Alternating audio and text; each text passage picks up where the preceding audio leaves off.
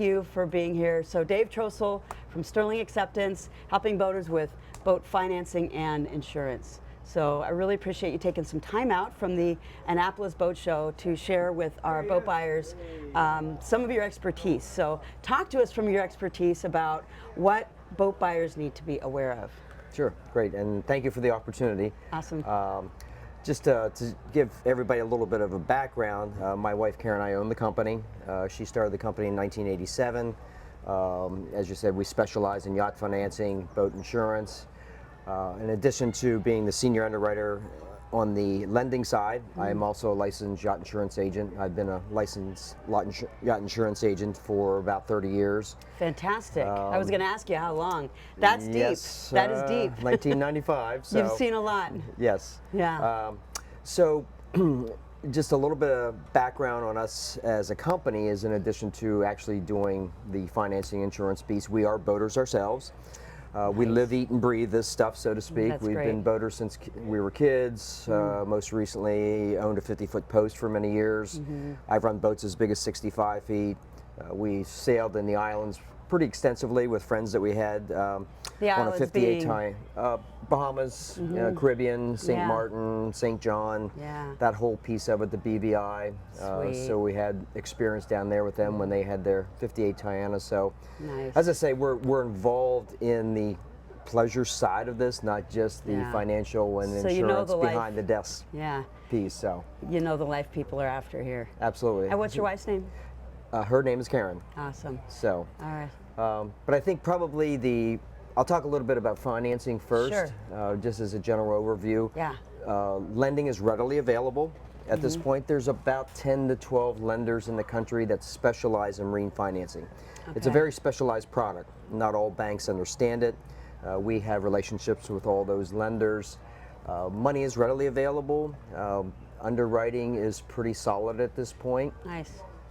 Rates are coming down a little bit. They're trending down. We're, as we speak here in the fall of 2025. Thank you for the date there.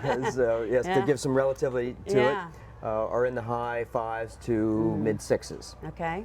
A little bit, just a quick version of how lenders determine rates is people's perception. We get asked all the time, well, if the Feds lower rates, is that going to affect rates? Okay. Not necessarily, because the Federal Reserve is basically lowering or affecting whenever they do make a change, they're affecting short-term rates. The lenders all basically use a 5-year Treasury as a baseline. Reason for that being that the average life of a boat loan is about 5 years. So that's the baseline for their cost of funds. The mortgage business, home mortgage business, they use a 10-year Treasury because the average life, even if it's a 30-year mortgage, is 10 years. So to give everybody kind of a background, that's what lenders use as a baseline to determine rates. I have a question about that. So when you said the average length of a marine loan is 5 years. 5 years. Is that because that's how long lenders will allow you to finance it for, or is that because boat buyers are then selling in 5 years? That's the typical, good question. That's the typical turnover period where either they move up to another boat, they get out of boating. We do up to a 20-year term. Got it. But again, that average life that they actually keep the loan is about 5 years. Sweet. Okay, thank you for the clarification. Sure. That's good. And thank you for the question. So again, back to how we determine rates in the industry is they use that 5-year Treasury as a baseline.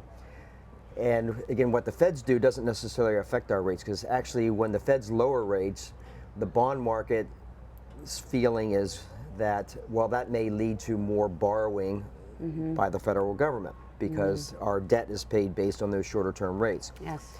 The bond market is very adverse to inflation.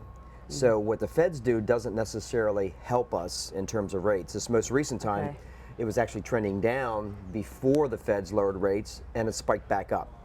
So it's how interesting to know that. That's so really good. Inflation really has a lot to do with how the lenders, well, that affects the bond market, which in turn is what affects our rates. I see. And there's obviously some uncertainty right now in terms of what is the Federal Reserve going to do over the next 6 months, let's say. If we had a clearer picture of what they were going to do, that would also settle the bond market down. But that's to try to give everybody kind of a quick version of that's how rates come about. Lending is readily available.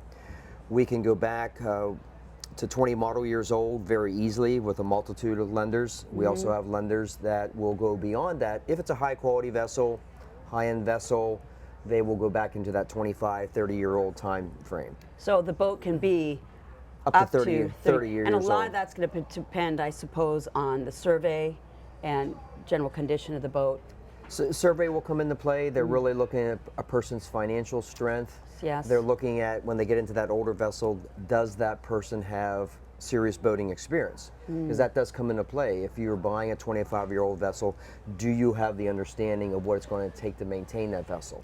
Right. So somebody coming into it that's had 4 vessels and that 25-year-old boat's, I'm just using numbers, is an $800,000 vessel, which is not unusual at this point when you get into some of the higher-end trawlers, for example. Yeah. They're like, excuse me, does that person have extensive boating experience? That plays into it because they know what they're getting into versus somebody coming into it fresh that may not have a true understanding of what the ongoing maintenance and upkeep is going to be a vessel that age. So I can cut this out if needed. So I'm going to ask a question, and you tell me if you're going to cover it later or not. I'll just ask you right now. Is this a good time for me to ask you? Wait, what was I going to ask you? Can new boat buyers, people without experience, buy a boat? How does that affect what kind of boats they can buy? Do you have that coming up, or is this a good time to ask that question? Sure. Go, Throw it out there? Yeah, phrase it how you want to. Okay. Yeah, and I'll answer. All right, sure. cool. Okay. Okay, so what if a person doesn't have boating experience, or they've been on small boats, or they've chartered a couple times? How does that affect what they can buy or whether they can buy a boat? Sure. The banks don't have real criteria for that. The caveat being, if they're buying something up to probably 35, 40 foot, and have never owned a vessel before, the lenders they really don't take that into account. What they do look for is, has that person had other installment loan credit, meaning that have they had comparable credit? Have they borrowed? Have they had a mortgage of substantial amount, a home mortgage? Where it may be an issue is if they've never established comparable credit, that the biggest loan they've ever had is a $30,000 car loan, that's probably going to be an issue. Right. Back up a second, if you get above that 40-some foot range, they do start to take into account, not totally, but it becomes a piece of the equation of how much have they owned a previous boat. Right. And of what size. Yeah. So there's kind of that dividing line, I would say, in that 40-foot range. Yeah. That same thing kind of applies to the insurance side, which we'll talk about here. Okay. So we'll talk about the effect of your experience when it comes to insurance separately, but on the boat loan side, you're saying it's more about their history. From a credit standpoint, yes. up to that 40-foot range, and then above that is where potentially the previous ownership comes into play. But again, it's not a substantial piece of that. All right, okay. So on the financing side, it's not such a big deal. No. Cool. No. All right, thanks. And I think anything else on the financing side that you can... just anything that pops your mind with all your experience that you've seen people go through, anything you want buyers to be aware of when it comes to financing. Sure. I would say we recommend people to do a pre-approval. It doesn't cost anything to apply. As you are maybe really starting to look at a few different boats and you're kind of honing in on where you want to be, that's a good time to do a pre-approval. Come to us. We will put financing in place based upon the most expensive boat that you think you might buy. The approvals are good for 60 days at a time. Rates are good for 60 days at a time. We can keep the commitment active for up to 6 months without actually having to start all over again. So again, we encourage people, get pre-approved. It puts you in the driver's seat, so to speak. If you can go into the broker and make an offer, my financing's already in place. You don't have to worry about that being a contingency. Puts you in a better negotiating position with the seller. Perfect. Terms, again, we touched on that briefly, up to 20 years.